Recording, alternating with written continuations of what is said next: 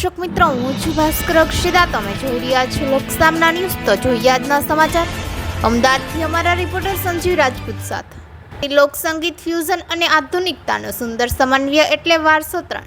ગુજરાતીના સંગીતની ધરોહર જાળવતું, તેને આગળ વધારતું તેમજ તેને હાલના સંગીત સાથે જોડી સેતુનું કાર્ય કરતું જેના મોખરે આવે એ છે વારસો.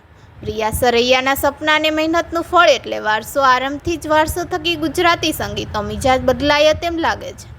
કોક સ્ટુડિયોનો જેમ વારસો પણ ગુજરાતી સંગીતને લોકો સુધી અનોખી રીતે પહોંચાડે છે. એવું સંગીત કે જે કર્ણપ્રિય પણ છે અને લોકભાગ્ય પણ છે અને સાથે અત્યારની પેઢી શોખથી સાંભળી શકે તેવું છે. તેમાં લોકસંગીત ફ્યુઝન અને આધુનિકતાનો સુંદર સમન્વય છે.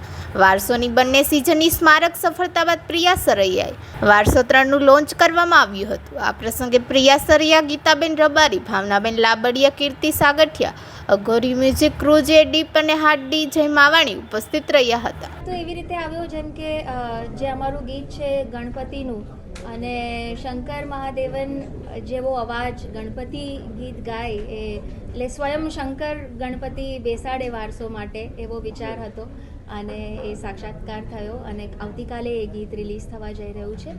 પ્રથમ પહેલા સમરીએ ગણેશ ધુંદાળા.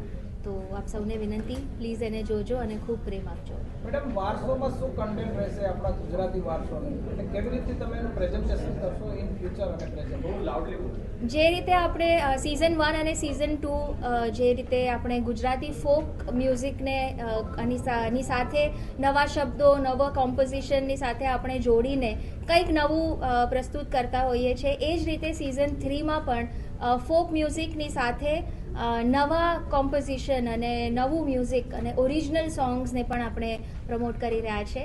સો યસ. તો ફરી મળીશું એક નવા સમાચાર સાથે. ત્યાં સુધી જોતા રહો લોકસામના ન્યૂઝ.